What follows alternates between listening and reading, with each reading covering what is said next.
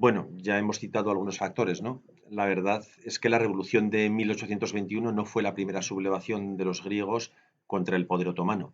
El sentimiento de servidumbre y sometimiento al poder turco alimentó la esperanza de liberarse de su yugo desde el principio. Pero se trató de sublevaciones que tuvieron un carácter más local, sin objetivos claros y siempre a expensas de una eventual, si no en milagrosa, ayuda extranjera. Al principio, tras la caída de Constantinopla, las esperanzas se pusieron en Europa occidental.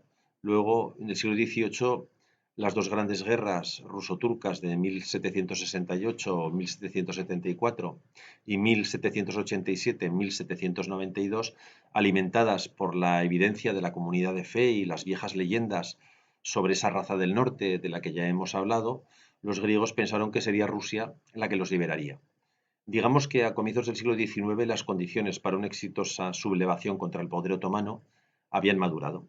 ¿Cuáles eran estas condiciones? Pues vamos a verlas. Primero, las señales de decadencia y debilidad del poder otomano manifestadas en el transcurso de las guerras ruso-turcas y la rebeldía de algunos bajas frente al poder central otomano, como es el caso de Ali de Tepelén en Ioánina, en el Épiro, o Mehmet Ali en Egipto. Segundo, el ejemplo de la rebelión serbia, del que también ya hemos hablado. Tercero, la herencia de la Ilustración y de las revoluciones liberales y democráticas, de las que también hemos hablado y que por primera vez en la historia hacían del pueblo un sujeto político que además tenía el derecho de rebelarse contra la tiranía. La difusión de la Ilustración convenció a muchos comerciantes griegos de la necesidad de difundir las ideas del racionalismo y la ciencia, financiando muchas escuelas en aquellos lugares donde desarrollaban sus actividades, fundamentalmente en el contorno del mar Egeo, financiadas con la riqueza del comercio marítimo, en lugares como Esmirna, en Patmos, en Quíos, en la misma Atenas y también en Ioánina, por ejemplo. En estas escuelas se ponía en valor la herencia de la antigua Grecia. En cuarto lugar, la difusión del romanticismo y su obsesión con la recuperación del glorioso pasado de la Grecia clásica que tanto influyó en las comunidades griegas de la diáspora. Los estudiantes e intelectuales griegos de la diáspora, al darse cuenta de la importancia que tenía el estudio de la Grecia clásica en los programas escolares y universitarios, en la literatura y las artes de los países más avanzados de Europa, fueron tomando conciencia de que podían postularse como los herederos de esa gloriosa civilización que había sido base de la cultura europea.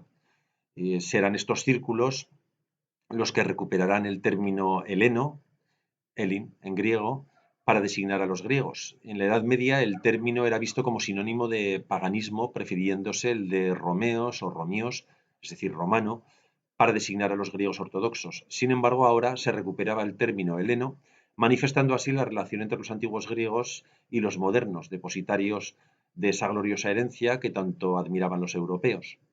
En quinto lugar, el desarrollo a lo largo del siglo XVIII de una activa clase de comerciantes que constituirán una burguesía griega en el seno del Imperio Otomano. A estos comerciantes hay que sumar algunos cotsabásides o notables terratenientes que no solo percibían una buena parte de la cosecha de los campesinos, sino que arrendaban los impuestos del poder otomano, cobrándolos con ganancia. Además, tenían en sus manos los medios para controlar el transporte de productos agrarios en las costas, pudiendo imponer sus condiciones a los productores.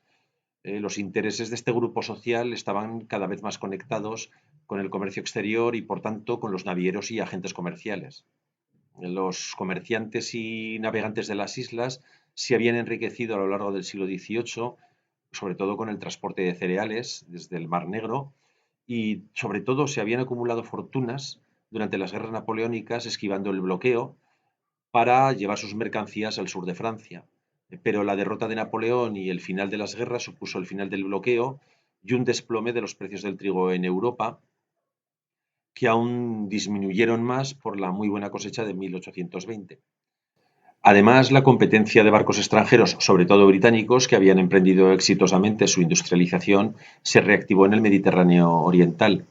Para esta clase de terratenientes, comerciantes y navieros, una incipiente burguesía que había acumulado capitales, el gobierno otomano no defendía adecuadamente sus intereses y la revolución ofrecía una salida, una oportunidad frente a la decadencia económica.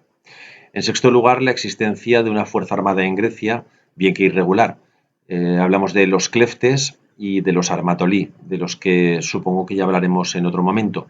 Baste por ahora decir que los cleftes son bandidos, que no hacen ningún tipo de distinción. Asaltan a turcos y griegos, pero que en la imaginación popular se convirtieron en símbolo de la resistencia contra los turcos.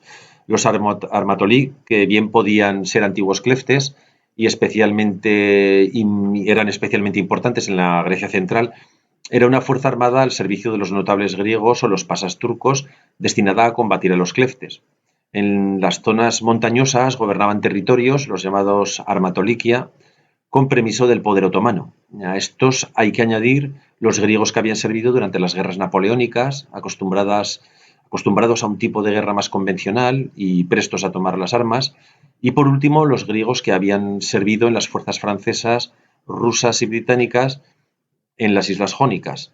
Las jónicas fueron el único territorio griego que, con la excepción de la isla de Leucade, jamás cayó en manos otomanas, permaneciendo bajo soberanía veneciana hasta la disolución de la República de Venecia y la ocupación francesa de 1797. Tras el intervalo del protectorado conjunto ruso-turco, pasaron de nuevo a Francia y definitivamente a manos británicas en 1809, dominio que fue ratificado por el Congreso de Viena. En las tropas británicas de las Jónicas y en concreto en el batallón griego de infantería ligera del Duque de York, al mando del comandante Richard George, sirvieron líderes, algunos de los que serán líderes militares de la Revolución griega, como Theodoros Kolokotronis, o su sobrino Nikitaras o el propio Anagnostaras. Por otra parte, esta República del Leptaneso, fundada en las Jónicas, ahora bajo protectorado británico, ofrecía un refugio a los griegos perseguidos por el poder otomano. En séptimo lugar, la actividad de sociedades secretas como la Sociedad de Amigos de las Musas y sobre todo la Filiquietería o Sociedad de los Amigos, que fue la que organizó, planificó y animó la sublevación de los griegos. Octavo y último, un acontecimiento que ofrecía la oportunidad que los miembros de la Filiquietería estaban esperando. En 1820, el poderoso Ali de Tepelén, un albanés musulmán, bajá o pasá de buena parte de Grecia y que tenía su corte en Ioánina, en el Épiro, se negó a pagar los impuestos al sultán, lo que desencadenó una guerra que distrajo a las tropas turcas y dejó el sur de Grecia desguarnecido. A todo esto hay que añadir, y lo he dejado para el final a propósito, la tarea de los dos así considerados profetas de la revolución, Rigas Fereos y Adamandios Corais, porque creo que merece la pena detenernos en ellos un par de minutos. Rigas Fereos o Belestin Lis nació en Belestino, en Tesalia, la antigua Feres, de ahí sus dos apellidos, en 1757. En 1780 había participado en la Sociedad de los Buenos Hermanos y en 1790 vive en Viena, donde hay una importante comunidad griega, sobre todo de estudiantes y comerciantes que frecuentan la llamada Taberna de los Griegos, y donde Rigas publica en la imprenta de los hermanos Marquí di Publio traducciones al griego de novelas o libros de ciencias, pero también obras más subversivas en el periódico griego Ephemeris. Allí publicó un canto de guerra y una constitución para un eventual estado balcánico. Rigas tomó los principios de las revoluciones americana y francesa y los adaptó al caso griego. Llama la atención su modernidad y su carácter ecuménico, porque para Rigas el enemigo no son específicamente los turcos, sino la tiranía, de modo que su llamamiento revolucionario va dirigido a todos los pueblos del Imperio Otomano, incluidos los turcos. En su constitución habla de igualdad, habla de libertad, de la protección de la vida y la propiedad, de la libertad de expresión y religión y, por supuesto, del derecho de resistencia a la tiranía. Para Rigas, la ley debe ser conocida por todos, el gobierno debe ser transparente, incluso llega a proponer una especie de estado del bienestar. Para él, la comunidad debe ayudar a los habitantes menos afortunados, proporcionándoles un trabajo o medio de vida. Sin embargo, Rigas fue detenido en Trieste, junto a otros colaboradores, denunciado por el socio de un amigo. De ahí fueron enviados a Viena y los austríacos lo entregaron a las autoridades turcas de Belgrado, donde, junto a los otros detenidos, fue asesinado por orden del gobierno otomano la noche del 24 de junio de 1798 y sus cadáveres arrojados al río Sava. Por su parte, Adamandios Corais nació en Esmirna en 1748 y a los 20 años la empresa familiar de sedas lo envió a Ámsterdam. Vivió también en Montpellier y a los 40 años se hallaba en París. Es decir, como Rigas es el típico ejemplo de un griego de la diáspora.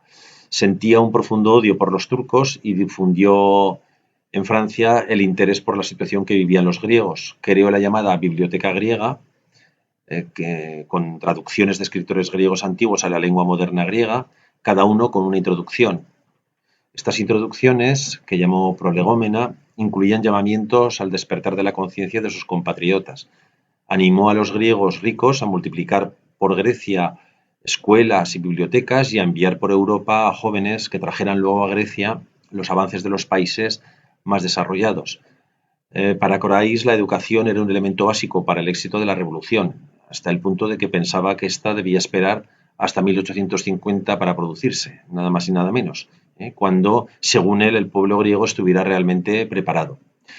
No solo reservó sus invectivas contra los turcos, a los que llamaba tribu de sodomitas, sino también contra los rusos, a los que acusaba de utilizar a los griegos al servicio de sus propios intereses, o contra la Iglesia, a la que acusaba de descuidar la educación y predicar la obediencia al gobierno otomano. En definitiva, estos dos precursores contribuyeron con la difusión de las ideas de la Ilustración y de un sentimiento identitario basado en un pasado glorioso. Y esto es muy importante porque para la mayoría de la población griega, campesinos analfabetos, el sentimiento de pertenencia a una nación que trascendiera las viejas lealtades de la religión, de lo local o comarcal no existía. El sentimiento nacional griego fue una creación de las élites, de intelectuales, estudiantes y comerciantes, como ocurrió en otros países. No existía en la masa del pueblo griego, que se sublevó fundamentalmente contra la tiranía, contra los impuestos excesivos, contra las arbitrariedades del poder otomano, algo que era mucho más concreto y visible porque lo vivían y sufrían cada día. Fue la propia guerra la que contribuyó a difundir un sentimiento de comunidad nacional que trascendía de lo local. La experiencia de luchar junto a griegos de otras partes del país, las necesidades de coordinar las empresas militares, la solidaridad hacia los refugiados que provenían de las zonas arrasadas por los turcos, todo ello contribuyó a fortalecer esa identidad nacional.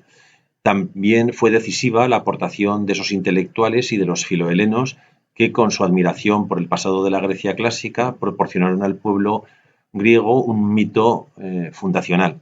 No fue un proceso fácil, sino largo, lleno de contradicciones, como la propia guerra demostró. No olvidemos que durante la Guerra de Independencia griega, en 1824, hay nada menos que 2 guerras civiles, y son 3 si tenemos en cuenta la que se produce más tarde, durante el gobierno de Capodistrias, y que no fueron pocos los casos de deserciones, con jefes de armas pasándose al lado turco, aunque fuera temporalmente, o de la práctica habitual del saqueo y el botín, o de las amenazas, cuando no la violencia concreta contra aquellos que no se animaban a coger las armas. En fin, conceptos modernos surgidos de las revoluciones como el de ciudadanía o el de patriotismo estaban lejos de ser moneda común entre muchos griegos. Fue un proceso largo, como digo, y que no concluyó ni mucho menos con la Guerra de Independencia.